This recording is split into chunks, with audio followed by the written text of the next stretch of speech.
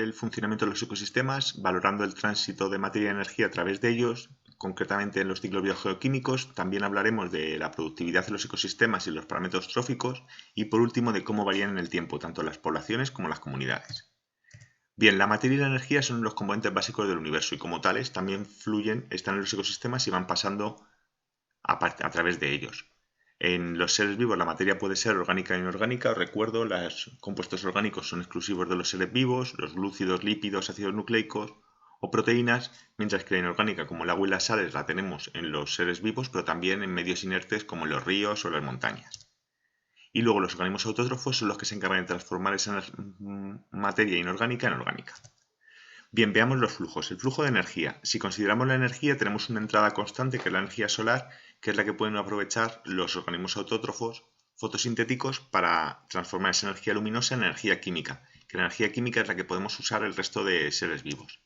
Así que esa energía que han asimilado los organismos autótrofos fluye por el ecosistema entre los seres vivos, que tienen pérdidas constantes en forma de calor. Así que como tenemos una entrada constante y una salida constante, hablamos de un flujo abierto, ¿vale? Con entradas y salidas. Por su parte, la materia está en forma inorgánica en el biotopo y de forma orgánica en la biocenosis, y pasa a través de los seres vivos a través de las cadenas tróficas. Entonces, en ese proceso de pasar de unos seres vivos a otros, lo que se va perdiendo es energía, no materia.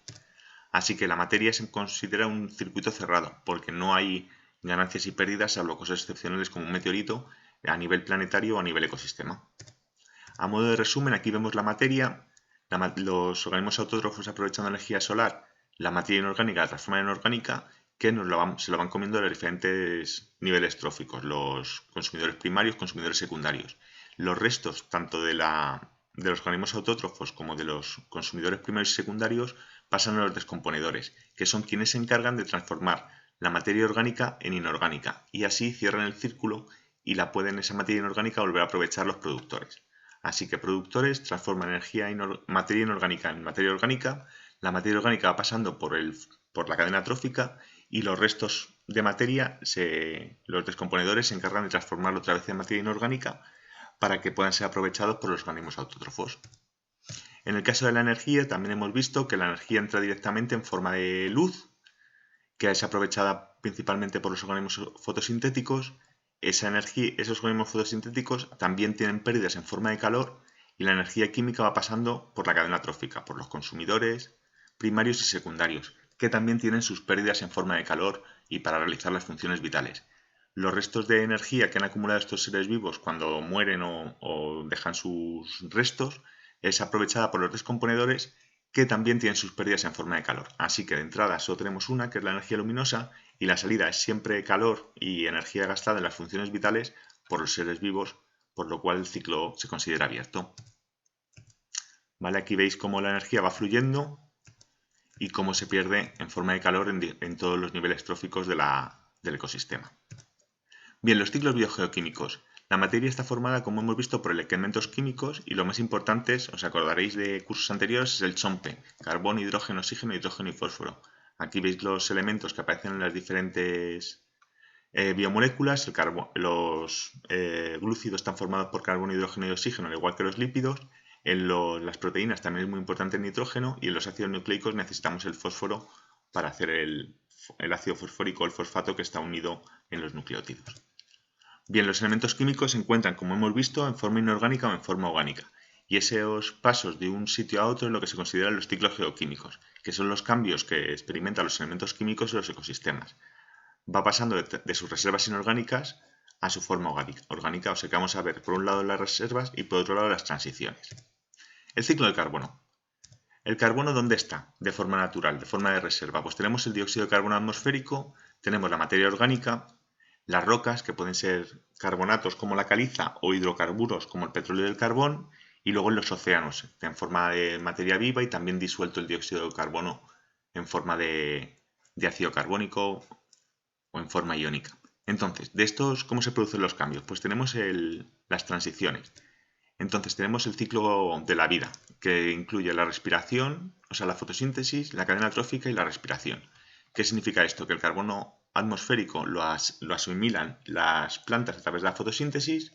Esa materia, ese carbono pasa por la cadena trófica de unos seres vivos a otros y a través de la respiración, tanto las plantas como todos los elementos de la cadena trófica, lo eliminamos otra vez en forma de dióxido de carbono que vuelve al carbono atmosférico. O sea que este sería el ciclo corto considerando el dióxido de carbono atmosférico y el carbono y la materia orgánica.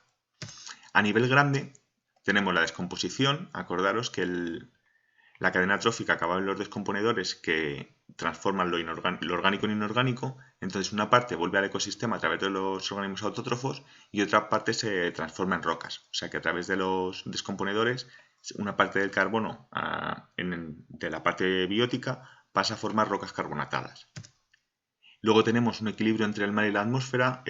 Según la concentración de dióxido de carbono en la atmósfera, va a haber más o menos dióxido de carbono disuelto en el agua y ese equilibrio hace que se mantenga, o se suponía antes de que llegara el calentamiento global, que iba a mantener un poco constante el dióxido de carbono, pero hemos subido tanto el dióxido de carbono que ya este equilibrio nos regula. Y otro de los problemas son los incendios, que transforman materia orgánica, carbono orgánico, en dióxido de carbono inorgánico. Y además el uso humano, tanto la combustión de petróleo, carbón, gas natural, hacen que se aumente mucho la cantidad de dióxido de carbono atmosférico y está provocando lo que conocemos como emergencia climática. Por último, los procesos geológicos como las erupciones volcánicas o el afloramiento de rocas carbonatadas hace que vuelva el dióxido de carbono a la atmósfera o que entre en la cadena a través de los autótrofos. A modo de resumen, reservas en la atmósfera, en la vida, en la roca y en los océanos.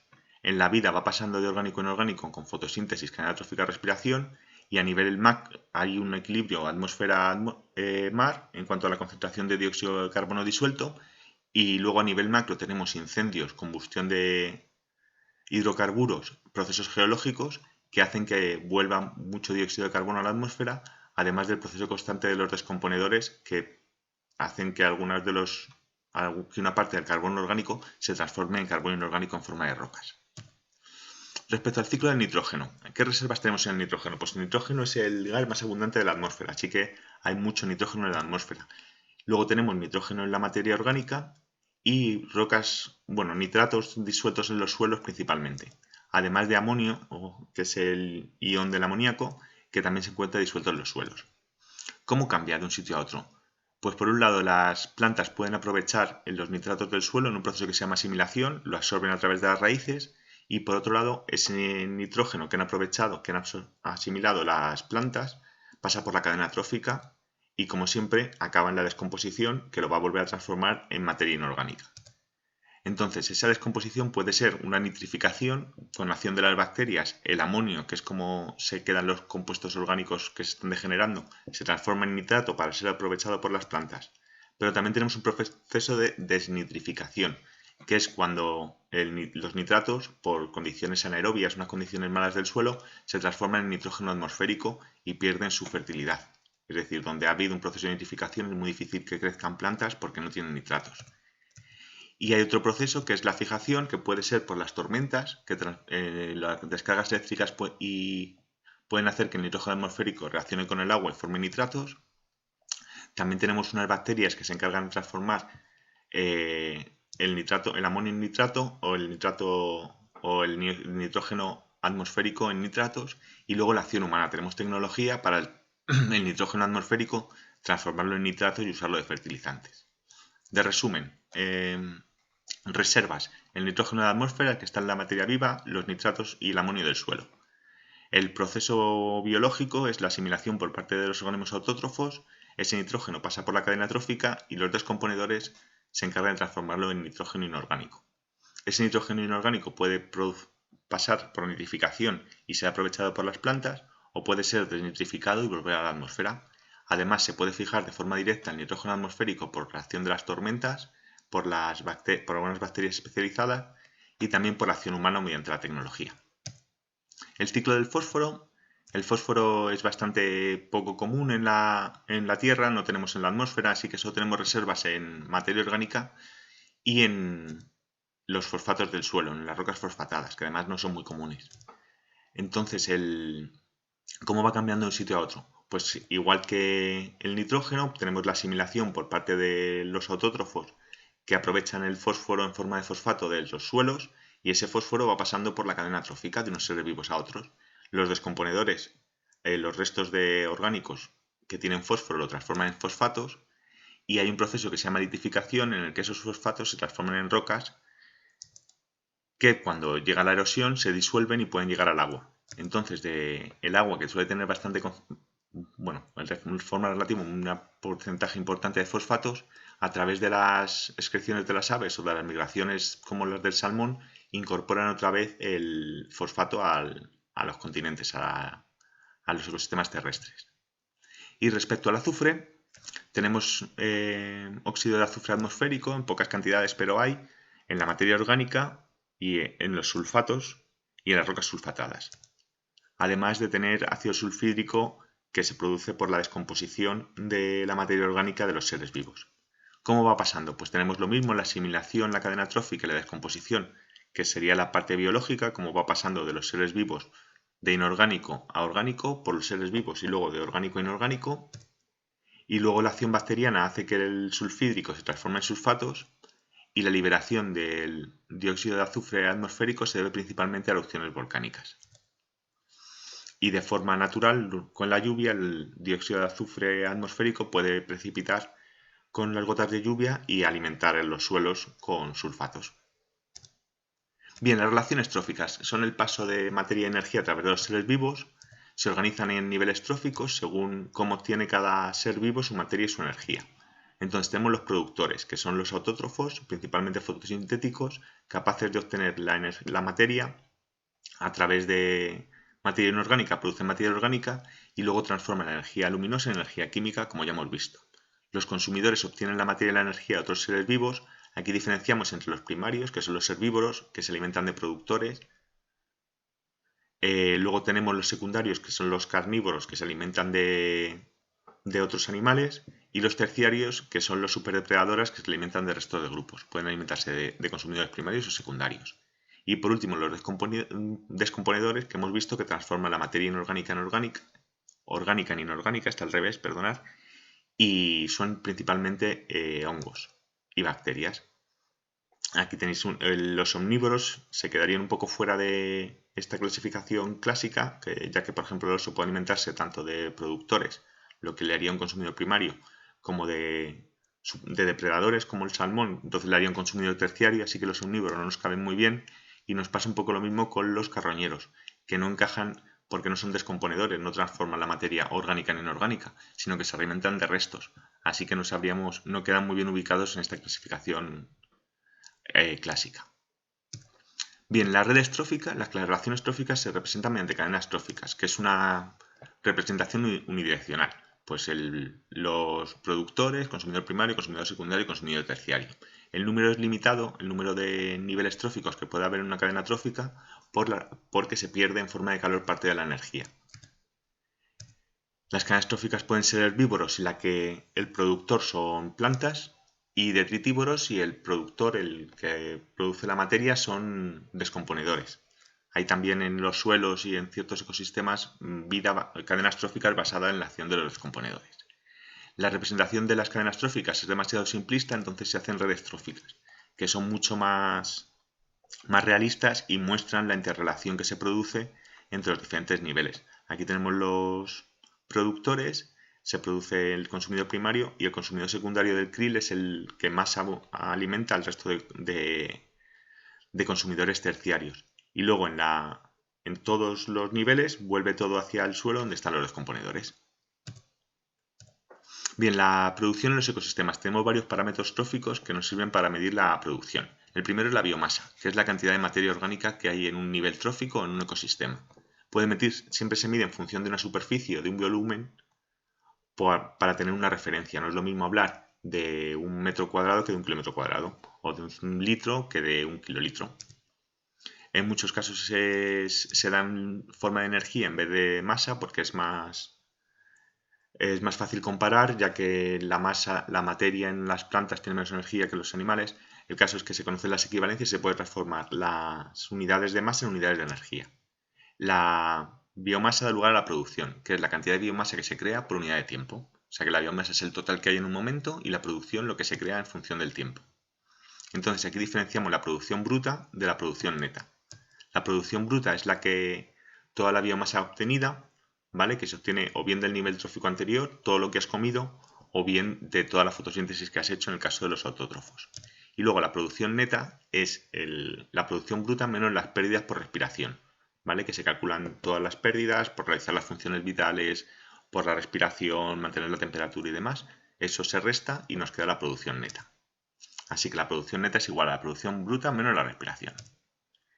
Existe una regla del 10% que indica que de forma general de un nivel trófico al siguiente solo se aprovecha el 10%, es decir, que las pérdidas suelen ser del 90%. Si una planta produce 100, las ovejas que se la coman van a producir 10 y el ser humano que se coma esas ovejas va a conseguir 1. Es decir, de cada nivel trófico al siguiente se pierde el 90% de la energía asimilada. La productividad lo que mide es la relación entre la producción neta y la biomasa, es decir, cuánto produce cada unidad de biomasa en el ecosistema. Como hemos dicho, la biomasa era la cantidad de materia de energía que se podía medir en masa o en energía y siempre en función de una superficie o un volumen. La producción bruta, que es la biomasa por unidad de tiempo, que hay que añadir la unidad de tiempo a la magnitud. La neta, que era la bruta menos la respiración. Y la productividad, que es la producción neta entre la cantidad de biomasa. Las unidades son de la inversa del tiempo y por tanto, cuanto mayor sea su valor, más rápido se renueva el ecosistema. Si tenemos una productividad muy alta, significa que la materia se regenera constantemente, como pasa en los océanos, y si tenemos una productividad baja, es que le cuesta mucho recuperar toda la materia orgánica que tiene, como pasa en los bosques. Bien, los factores ambientales, como hemos visto, limitan la actividad vital, ¿vale? Hemos visto ya la zona óptima, la zona de tolerancia, es decir, la tolerancia es donde una especie puede vivir. Entonces, según este factor, se diferencian de otros tipos de seres vivos. Los euroicos, que son capaces de vivir en amplios márgenes de tolerancia, son poco específicos, y los estenoicos, que viven en un margen estrecho, que tienen una baja tolerancia porque están muy adaptados a unas condiciones ambientales dadas. Aquí tenemos un ejemplo, la mariposa es estenoica respecto a la temperatura. Veis que la curva de supervivencia es mucho más afilada que en el caso de las libélulas, que es mucho más ancha, que sería una especie euroica, que es capaz de adaptarse a más variedad de temperaturas. Bien, la representación de los niveles tróficos se hace mediante pirámides tróficas, que son rectángulos ordenados que representa cada uno un nivel trófico y no se suelen representar los descomponedores. Aquí tenéis un ejemplo. Y pueden medir tres factores. Pueden medir la energía que hay en cada nivel trófico. Pueden medir la biomasa o pueden medir la cantidad de individuos que hay en cada nivel trófico. Entonces, la pirámide de números puede ser normal o puede ser invertida. Por ejemplo, en un bosque, un único árbol puede alimentar a muchos insectos que a la vez alimentan a muchos pájaros que a la vez alimentan a muchos halcones. Entonces, las pirámides de números pueden ser normales o invertidas. La pirámide de biomasa también. Hay algunos ecosistemas, como los acuáticos, donde hay poca biomasa de productores porque ésta se regenera constantemente. Entonces, tenemos poco fitoplancton, pocos organismos autótrofos en el mar y muchos consumidores primarios, porque estos productores se regeneran constantemente. La que nunca puede ser invertida es la pirámide de energía, porque siempre son los consumidores primarios los que van a aportar más energía al ecosistema respecto al resto de niveles y se va produciendo esta regla del 10% por el que el 90% se pierde en forma de calor. Bien, la dinámica de las poblaciones, recordar que una población es un grupo de seres vivos de una misma especie, puede mantenerse, puede desaparecer o puede crecer. ¿Qué es lo que limita la situación de una población? Los factores ambientales. Cómo limitan los factores ambientales el crecimiento de una población se llama resistencia ambiental o capacidad de carga. Aquí se ve muy bien. Los seres vivos con la superfecundidad creceríamos de forma exponencial, pero a medida que nos acercamos a la capacidad de carga, es decir, al límite máximo de seres vivos que puede soportar un ecosistema, se llega a una fase estacionaria que no es exactamente constante, sino que hay fluctuaciones, pero ya son fluctuaciones dentro del equilibrio. ¿Vale? Aquí vemos la fase de latencia al principio, luego una vez que se consigue establecerse el ecosistema tenemos la fase exponencial y por último la fase estacionaria cuando ya se ha conseguido un equilibrio con la capacidad de carga. Como os decía, es el número máximo de individuos de una especie que puede soportar un ecosistema. Vale, las poblaciones estables pueden variar por diferentes razones. Por cambios en el ecosistema que aumente o reduzca el número de individuos. Si se quema un bosque va a haber menos animales que si lo que hacemos es una reforestación y plantamos más animales. ¿Vale? Aquí vemos la productividad humana de la agricultura en función del aumento tecnológico. Hemos ido aumentando la capacidad de carga. El potencial biótico es la diferencia entre la tasa de natalidad y la tasa de mortalidad, es decir, el crecimiento natural de una población. La tasa de natalidad es el número de nacimientos entre el total de individuos y la de mortalidad, el de muertes respecto al total de individuos. Siempre se expresa en función del año. Vale, y luego tenemos que considerar también las migraciones, es decir, la inmigración, los individuos que abandonan la población son pérdidas y la inmigración, los individuos que llegan nuevos, son incorporaciones. Y eso también va a hacer que aumente la población o disminuya en función de las migraciones que se produzcan. ¿Vale? Así que el crecimiento es la natalidad y la inmigración menos la mortalidad y menos la migración. Vale, los seres vivos presentan de forma general dos estrategias reproductivas. Tenemos los estrategas R, que tienen mucha descendencia, que crecen rápido, normalmente no cuidan mucho a las crías y son los generalistas oportunistas, se reproducen muy rápido. Por ejemplo, los ratoncitos. Y los estrategas K, que tienen poca descendencia porque cuidan a las crías, se aseguran de que sobrevivan y son más especialistas. Por ejemplo, los primates somos todos estrategas K. Entonces, la evolución de una población se puede deducir por las pirámides de edad. Esto lo habéis visto en geografía seguro. Cuando la pirámide es invertida, la población está decreciendo, ¿vale? Hay menos jóvenes que mayores. Cuando digamos que tiene forma de ánfora, es que está creciendo, la parte media y baja es un poco más ancha que la parte superior, y las pirámides normales de forma más ancha en la parte baja y más estrecha en la parte alta es en las que la población va a crecer rápidamente. Bien, la curva de supervivencia muestra a los supervivientes de una población en función de la edad, es decir, a qué edad fallecen. Pueden ser tipo 1, que la esperanza de vida es larga, la mortalidad se da al final del ciclo biológico, el tipo 2, que la mortalidad es independiente de la edad, y el tipo 3, en que la mortalidad es principalmente infantil. Aquí tenéis ejemplos, algunas plantas tienen una alta mortalidad infantil, no llegan a cuajar bien las semillas. Los seres vivos tenemos una estrategia tipo 1 y algunas aves y las ostras, por ejemplo, tienen estrategia tipo 2. Van muriendo de forma más o menos uniforme a lo largo de toda su vida. Las poblaciones en estado estacionarias, como os decía, hay una serie de fluctuaciones. Pueden ser fluctuaciones propiamente dichas, si los cambios no son cíclicos, se deben a eventos puntuales como un desastre o que aparece un competidor. O bien se pueden producir cambios cíclicos que pueden ser por las estaciones del año o por las relaciones depredador-presa. Cuando aumentan mucho por ejemplo, los conejos, pues como hay muchos conejos disponibles va a haber más linces. Al haber más linces, menos conejos, bajan los conejos, pues tienen que bajar los linces. Estas son cambios cíclicos y estos son fluctuaciones. Cambios cíclicos tienen una regularidad, las fluctuaciones no tienen regularidad, dependen de eventos aleatorios. Bien, la dinámica de las comunidades, los cambios graduales que se dan en un ecosistema se llaman sucesiones. Las sucesiones pueden ir hacia el clímax, hacia lo mejor, a una mayor estabilidad y una mayor complejidad, o pueden ser una regresión. En este caso es lo inverso, es decir, es un cambio en el ecosistema a peor, vuelve a un estado más primitivo. Y aquí normalmente es la acción humana, aunque puede haber causas de origen natural como los incendios. Las sucesiones se clasifican en primarias, si el terreno era virgen, no había nada antes. Entonces normalmente aparecen líquenes y musgos que generan un poco de suelo. A partir de ese suelo ya pueden crecer herbáceas. Esas herbáceas profundizan en el suelo, que permite que crezcan matorrales, y una vez que ya está desarrollado el sotobosque suele ser posible que se desarrollen bosques o árboles. Y en la sucesión secundaria, ¿vale? Aquí tenéis la sucesión primaria, un suelo recién creado por una acción volcánica, primero líquenes, luego herbáceas, a continuación árboles, arbustos y setos, y por último árboles. Como veis, lo que se va incrementando es el suelo. La sucesión secundaria se produce tras una regresión, ha habido un incendio. Entonces este suelo en parte se mantiene, aunque va a ir incrementando a lo largo de la sucesión. Y además existen semillas que facilitan la aparición de especies más especialistas. Entonces primero aparecerán los oportunistas, no hay nadie, pues crezco yo. Y una vez que el suelo se desarrolla, empiezan a aparecer los especialistas hacia el clímax.